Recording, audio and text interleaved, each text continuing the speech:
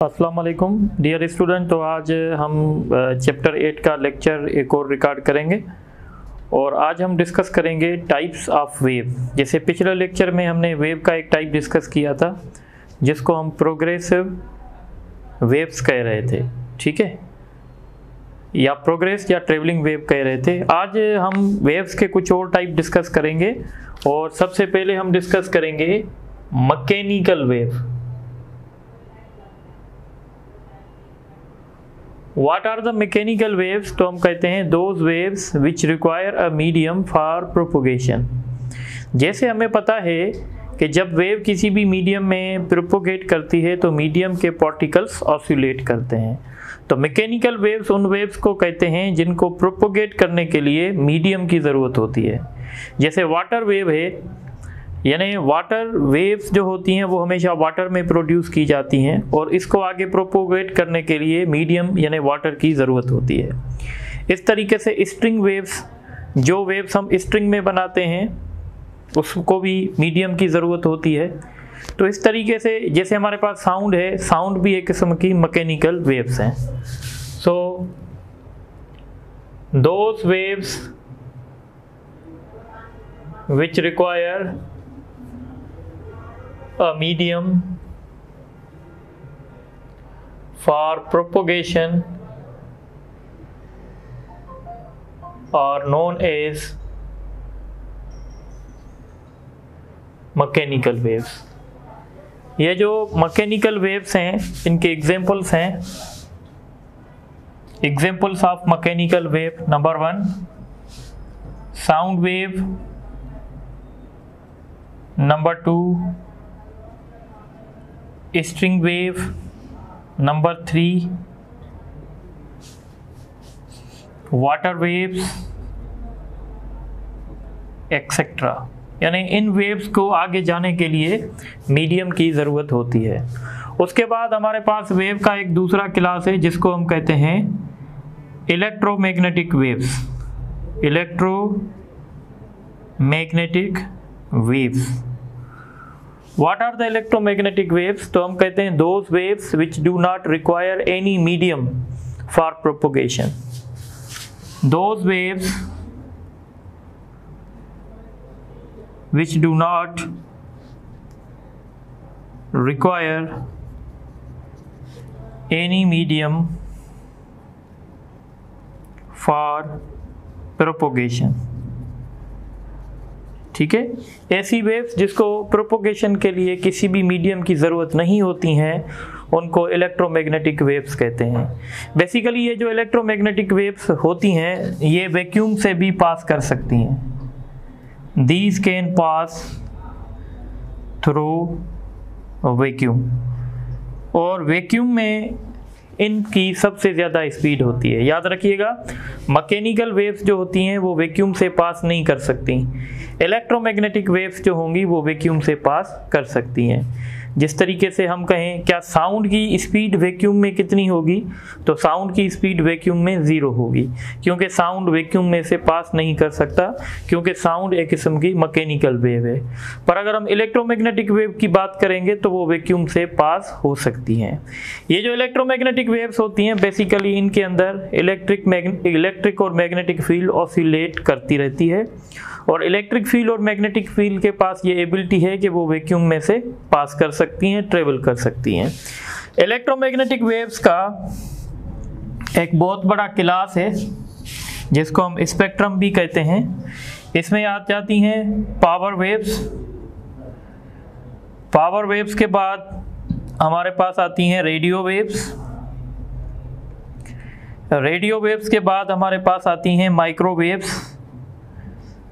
Microwaves के बाद आती हैं इंफ्रारेड।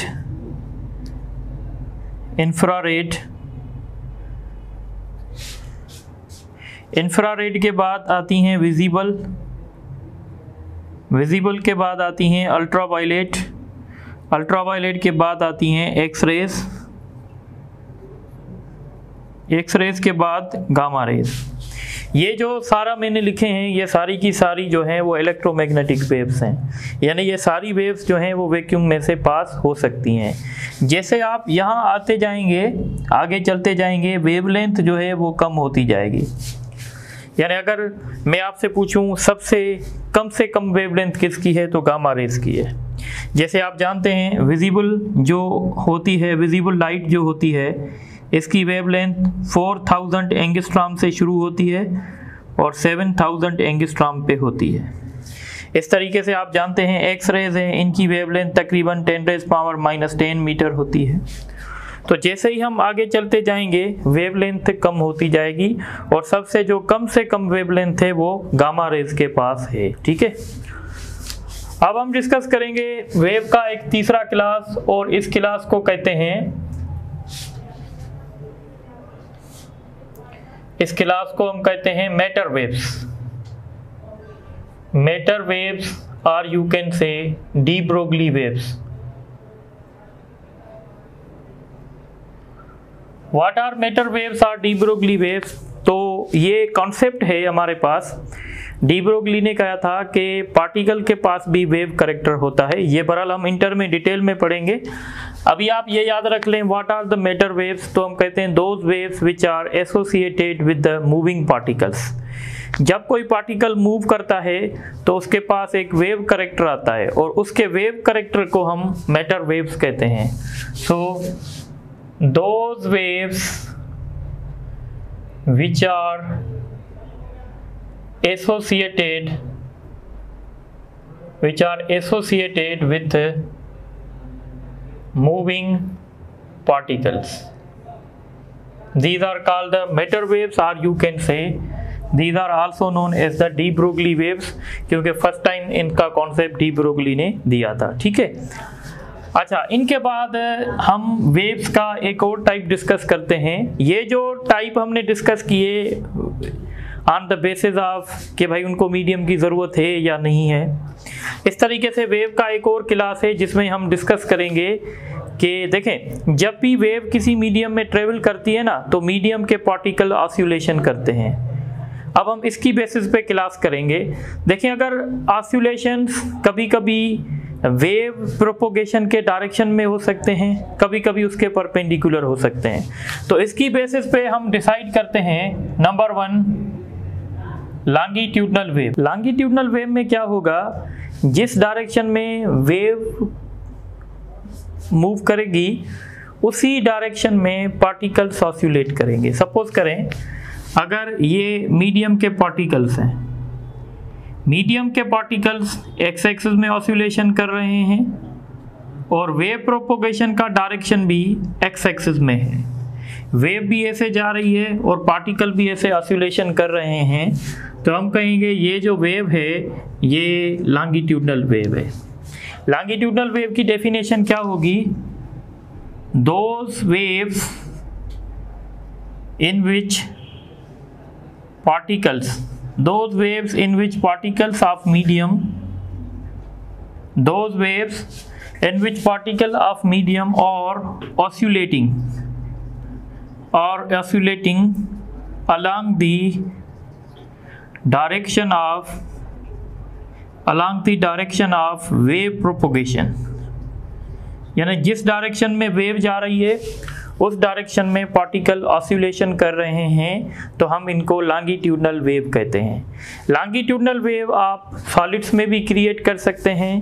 लॉन्गिट्यूडनल वेव जो है सॉलिड्स में भी ट्रेवल कर सकती हैं, लिक्विड में भी ट्रेवल कर सकती हैं, गैसेस में भी ट्रेवल कर सकती हैं। और ये जो लॉन्गिट्यूडनल वेव होती हैं इनको कभी कभी हम लोग प्रेशर वेव भी कहते हैं। प्रेशर वेव क्यों कहते हैं ये हम आगे पढ़ेंगे जब हम साउंड आपसे डिस्कस करेंगे। ठीक है, सो these can be produced or these can be travel in solids, liquids and gases। ठीक है, अगर आप इनके एग्जाम्पल देखेंगे तो लॉन्गिट्यूडनल वेव का जो एग्जाम्पल है वो है sound wave. Sound is a longitudinal wave. Sound के बाद हमारे पास दूसरा एग्जाम्पल है जिसको हम कहते हैं स्प्रिंग वेव्स। उसके बाद एक और एग्जांपल है water waves. Water waves below the surface of water, यानी वो वाटर वेव जो वाटर के सरफेस पे बिलो बनती हैं, इसको हम कहते हैं लॉन्गिट्यूडनल वेव। लॉन्गिट्यूडनल वेव के बाद हमारे पास आता है transverse wave. Transfer wave, what is transfer wave? तो हम कहते हैं those waves in which particles of medium are oscillating perpendicular to the direction of wave propagation। अब ये आपकी वेव जा रही है और पार्टिकल ऐसे ऑसिलेशन कर रहे हैं। अब आप जो पार्टिकल हैं वो वाई एक्सिस में ऑसिलेशन कर रहे हैं और वेव जो है वो आपकी एक्स एक्सिस में प्रोपोगेट कर रही है। तो ये समझिए पार्टिकल है, अपनी मीन पोजीशन पे अप एंड डाउन मोशन कर रहे हैं और वेव आपकी एक्स एक्सिस में जा रही है, तो हम इसको कहते हैं ये ट्रांसवर्स वेव है। So those waves in which particles of medium are oscillating perpendicular to the direction of propagation of wave. ठीक है, तो ऐसी वेव्स को हम ट्रांसफर वेव्स कहते हैं। अच्छा, अब एक बात आप याद रखें, ट्रांसफर वेव्स में और लॉन्गिट्यूडनल वेव में क्या फ़र्क होता है। देखें, ट्रांसफर वेव हम आगे जाके पढ़ेंगे। ट्रांसफर वेव वो होती है जो पोलराइज होती है और लॉन्गिट्यूडनल वेव वो होती है जो पोलराइज नहीं होती है। तो कैसे हम एनालिसिस करेंगे कि ये ट्रांसफर वेव है या ये लॉन्गिट्यूडनल वेव है? तो यहाँ पे मैं पॉइंट लिख रहा हूँ, all transverse waves can be polarized। Polarize क्या होता है ये हम डिस्कस करेंगे आगे। अच्छा, ट्रांसफर वेव के अगर आप एग्जांपल देखेंगे, अच्छा सबसे पहले ये बात याद रखें, ट्रांसफर वेव्स जो होती हैं वो सिर्फ और सिर्फ सॉलिड्स में ट्रेवल हो सकती हैं या सिर्फ और सिर्फ वाटर सरफेस के ऊपर। So these can B generated in solids or surface of water, और ये भी किसकी वजह से? Due to surface tension. देखें, जो हमारे पास ट्रांसफर वेव्स होती हैं वो यूजुअली सॉलिड्स में जनरेट होती हैं, पर कभी कभी हमारे पास हम जो वाटर सरफेस के ऊपर वेव जो बनती हैं वो भी हमारी ट्रांसफ़र होती हैं क्योंकि सरफेस टेंशन की वजह से। तो इसके एग्जाम्पल अगर आप लिखेंगे तो इनका एग्जाम्पल, बेस्ट एग्जाम्पल है ऑल इलेक्ट्रोमैग्नेटिक वेव्स। जितनी भी इलेक्ट्रोमैग्नेटिक वेव्स हैं वो सारी की सारी जो हैं ट्रांसफर वेव्स हैं। वो सारी की सारी ट्रांसफर इसलिए हैं क्योंकि इलेक्ट्रिक फील्ड और मैग्नेटिक फील्ड की ऑसिलेशन जो होती है वो आपस में भी परपेंडिकुलर होती हैं और direction of propagation of wave भी उसके साथ भी परपेंडिकुलर होती हैं। सपोज करें अगर आपकी वेव एक्स एक्सिस में जा रही है तो इलेक्ट्रिक फील्ड वाई एक्सिस में ऑसिलेट कर रही है और मैग्नेटिक फील्ड जेड एक्सिस में ऑसिलेट कर रही है। तो इलेक्ट्रिक फील्ड की ऑसिलेशन और मैग्नेटिक फील्ड की ऑसिलेशन ये आपस में म्यूचुअल परपेंडिकुलर होती हैं और ये बिल्कुल डायरेक्शन ऑफ वेव प्रोपोगेशन के साथ भी परपेंडिकुलर होती हैं, इसलिए हम कहते हैं ऑल इलेक्ट्रोमैग्नेटिक वेव्स। उसके बाद दूसरा हमारे पास एग्जाम्पल है वाटर वेव्स। वाटर वेव्स कहाँ पे? On the surface of water. ठीक है, इस तरीके से कभी कभी आपसे क्वेश्चन करते हैं कि वाटर वेव्स जो हैं सारी, साउंड को हम पोलराइज कर सकते हैं? तो हम साउंड को पोलराइज नहीं कर सकते क्योंकि साउंड जो है वो लॉन्गिट्यूडनल वेव है। जो वेव लॉन्गिट्यूडनल होगी हम उसको पोलराइज नहीं कर सकते। तो मैं पॉइंट लिख लेता हूँ, longitudinal waves cannot be polarized। ठीक है, तो आप ये नोट करें तो फिर आगे डिस्कस करते हैं।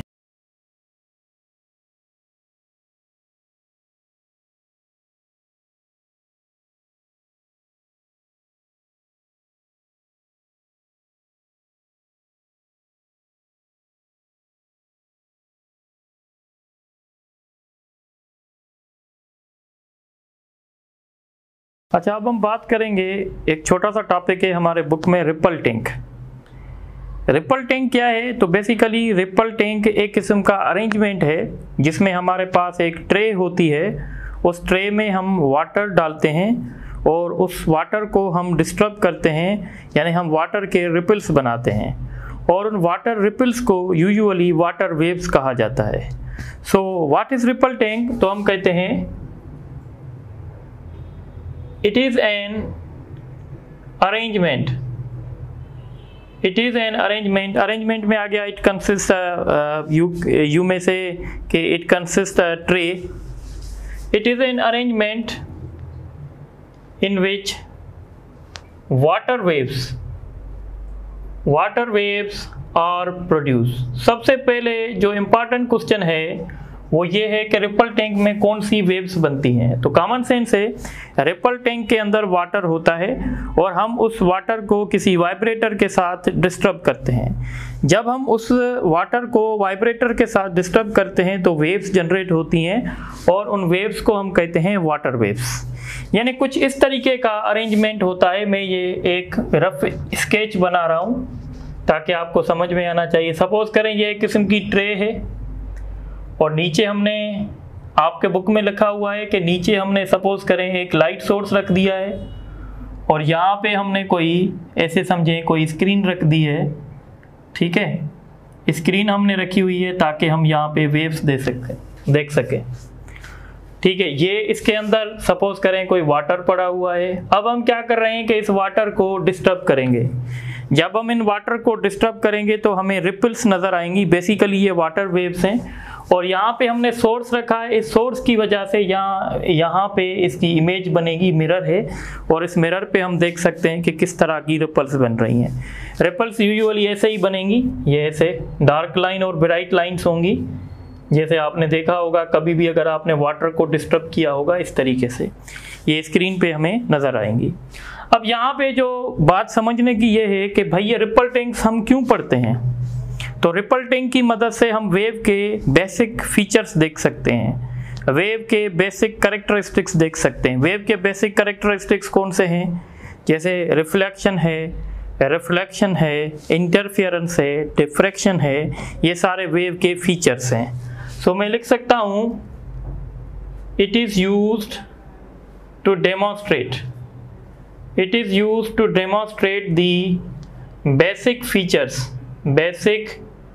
Features of a wave. Basic features में क्या आ गया? रिफ्लेक्शन आ गया, वेव रिफ्लेक्ट भी हो सकती है। रिफ्रैक्शन आ गया, वेव में रिफ्रैक्शन भी आता है। वेव्स इंटरफेरेंस भी कर सकती हैं और वेव्स में डिफ्रैक्शन भी आ जाता है। तो कभी कभी आपसे क्वेश्चन कर सकते हैं कि अगर हमें किसी भी वेव के बेसिक फीचर्स देखने हैं तो हम कौन सा इंस्ट्रूमेंट यूज़ करेंगे? तो हम रिपल टैंक करेंगे। अब रिपल टैंक में एक काम की बात सुन लें, ये आपकी ट्रे है। जब आप वाटर मॉलिक्यूल को डिस्टर्ब करोगे ना तो इस तरीके से एक किस्म की रिपल्स भी आपको सरफेस पे नज़र आएंगी। जब आप वाटर को डिस्टर्ब करोगे तो इस तरीके का एक कोई आपको रिपल बनेगा। अब यहाँ पे जब स्क्रीन पे आप देखोगे तो आपको एक ब्राइट लाइन मिलेगी, फिर डार्क लाइन मिलेगी, ब्राइट लाइन मिलेगी और डार्क लाइन मिलेगी।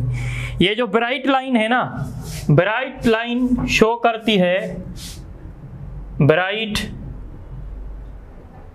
Line shows the crest. Bright line जो है वो क्रेस्ट को शो करती है। जैसे पिछले लेक्चर में भी मैंने बताया था कि वेव में क्रेस्ट भी बनते हैं और ट्रफ भी बनते हैं, इस तरीके से मैंने बताया था। अगर आप ये देखेंगे तो ये आपका क्रेस्ट बनेगा, ये आपका ट्रफ बनेगा। अब आप देखें, आप आगे जाके पढ़ेंगे, कुछ लेंसेज पढ़ते हैं। जैसे एक लेंस होता है, अगर मैं इसे बनाऊं, सपोज ये एक मेरे पास दो लेंस होते हैं, एक को कहते हैं कन्वेक्स, जैसे ये है, ये आपको पता है कन्वेक्स लेंस है, और इस तरीके से ये जो है एक किस्म का डाइवर्जिंग लेंस है। अगर आप इस शेप को देखेंगे तो ये वाला शेप आपको क्या नजर आ रहा है, कन्वर्जिंग या डाइवर्जिंग?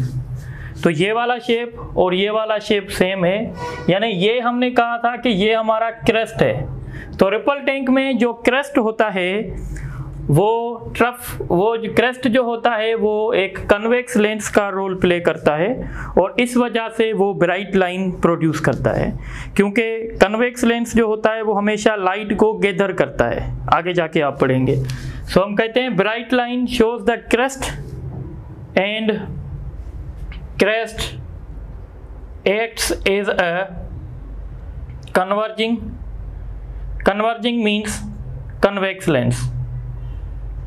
ठीक है। इस तरीके से ये वाला शेप अगर आप देखें तो ये वाला शेप क्या करेगा, लाइट को डाइवर्ट करेगा, डाइवर्ज करेगा। जब लाइट डाइवर्ज होगी तो लाइट स्क्रीन पे नहीं आ सकेगी। जब लाइट स्क्रीन पे नहीं आएगी तो हमें डार्क जो है वो लाइन नज़र आएगी, डार्क नज़र आएगा हमें। तो इसलिए हम कहते हैं dark line shows the trough and trough acts as a diverging lens.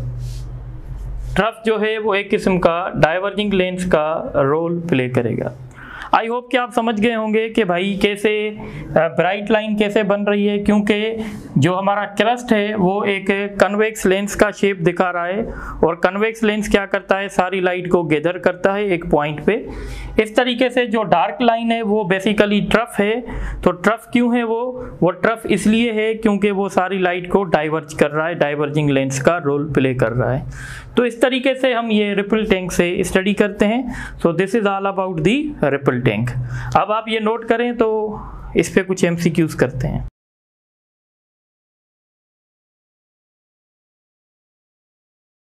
अच्छा, अब ये कुछ एमसीक्यूज मैं आपसे डिस्कस कर रहा हूँ।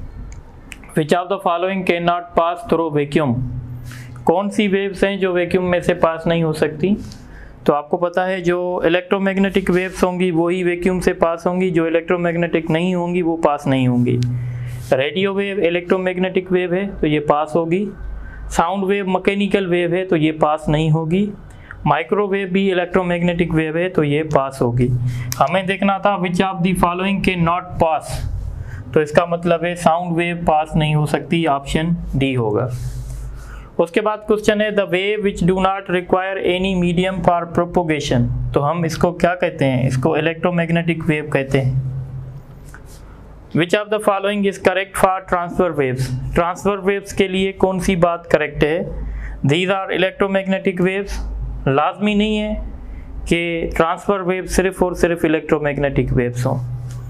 दीज आर मैकेनिकल वेव्स, ये भी लाजमी नहीं है। इलेक्ट्रोमैग्नेटिक वेव्स भी हो सकती हैं, मैकेनिकल भी हो सकती हैं। दीज कैन बी पोलराइज, ये सही है। जो भी ट्रांसफर वेव होगी वो हमेशा पोलराइज हो सकेगी।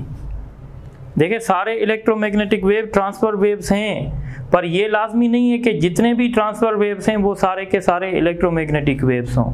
इसीलिए हम बेस्ट ऑप्शन पे जाएंगे। तो बेस्ट ऑप्शन है these can be polarize. Question: The wave in which particles of medium are oscillating along the direction of wave propagation। तो ये मैंने डिस्कस किया था, ये लॉन्गिट्यूडनल वेव होगी।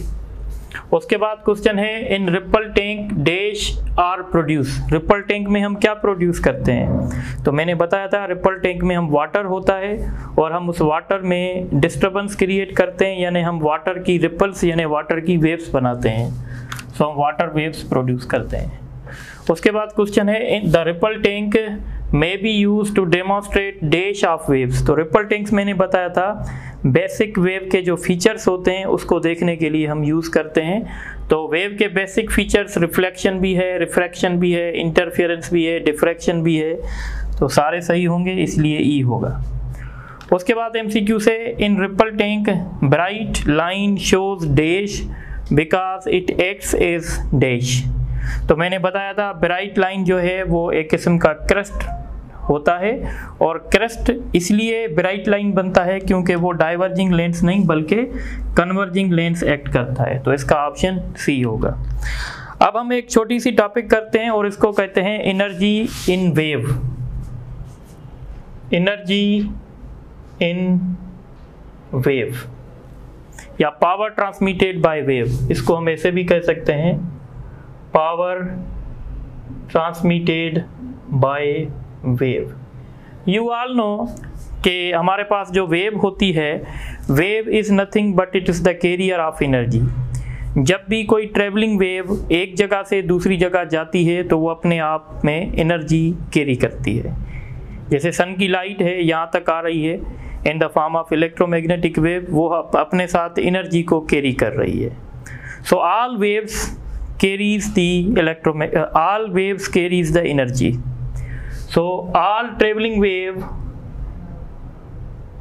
traveling wave carries energy from one place to another place। जैसे अगर आप वेव का शेप देखेंगे तो वेव कुछ इस तरीके से, ट्रेवलिंग वेव कुछ ऐसे होती है। जो पार्टिकल यहाँ पे होता है, सपोज करें ये P है, एक पार्टिकल यहाँ Q है, एक पार्टिकल यहाँ सपोज करें कि J है, और एक पार्टिकल यहाँ पे K है। देखें, आपको पता है कि ट्रेवलिंग वेव जो होती है उसमें मीडियम के पार्टिकल्स अपनी मीन पोजीशन पे ऑसिलेशन करते हैं। फर्ज करें एक पार्टिकल P पे है, तो जो P पे पार्टिकल है, इस पार्टिकल के पास सारी एनर्जी पोटेंशियल होगी क्योंकि ये पार्टिकल एक्सट्रीम पोजीशन पे है। इस तरीके से जो पार्टिकल K पे है और जो पार्टिकल P पे है, इन दोनों के पास जो टोटल एनर्जी होगी वो in form of potential energy होगी। पर जो पार्टिकल आप J पे देखेंगे, ये पार्टिकल अभी मीन पोजीशन पे है, तो इस पार्टिकल के पास जो सारी एनर्जी होगी वो काइनेटिक एनर्जी के फॉर्म में होगी। इस तरीके से ये जो पार्टिकल Q पे आप देख रहे हैं, ये मीन और एक्सट्रीम पॉइंट के बीच में है, यानी इसके पास कुछ काइनेटिक एनर्जी भी होगी, कुछ पोटेंशियल एनर्जी भी होगी। पर जब हम बात करते हैं कि पावर ट्रांसमिटेड बाय वेव, तो इसका मतलब होता है the energy transmitted by a wave per unit time is called power transmitted by wave. और जो वेव पावर ट्रांसमिट करती है उसकी एक्सप्रेशन है 1/2 mu v omega square y square. ये पावर ट्रांसमिटेड की इक्वेशन है। इसका मतलब है पावर ट्रांसमिटेड बाय जो वेव होगा वो डायरेक्टली प्रोपोर्शनल करेगा स्क्वायर ऑफ फ्रीक्वेंसी पे।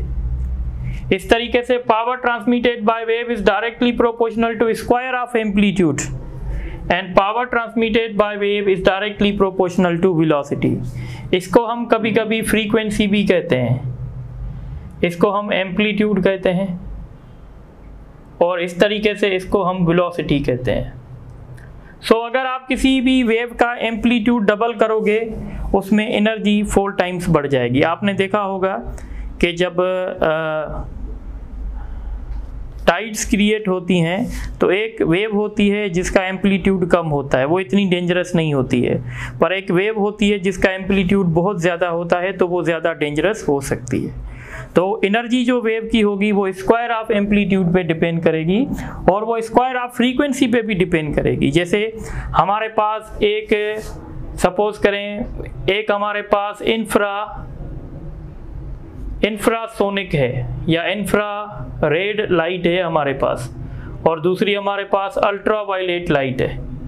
तो अगर दोनों का एम्पलीट्यूड हम सेम रखते हैं तो हम कहते हैं इसमें ज़्यादा एनर्जी होगी क्योंकि इसकी फ्रीक्वेंसी जो है वो ज़्यादा है। तो जब भी आप एनर्जी को एनालिसिस करेंगे तो आप 2 चीज़ों का ख्याल रखेंगे कि इसके पास एम्पलीट्यूड कितना है और इसके पास फ्रीक्वेंसी कितनी है। तो आज के लेक्चर में इतना ही है ताकि आप लोग उसको कवर कर सकें। मैंने चैप्टर 6 की टेस्टें दे दी हैं, वो अपलोड हो गई हैं, आप उस चैप्टर 6 को सॉल्व करें।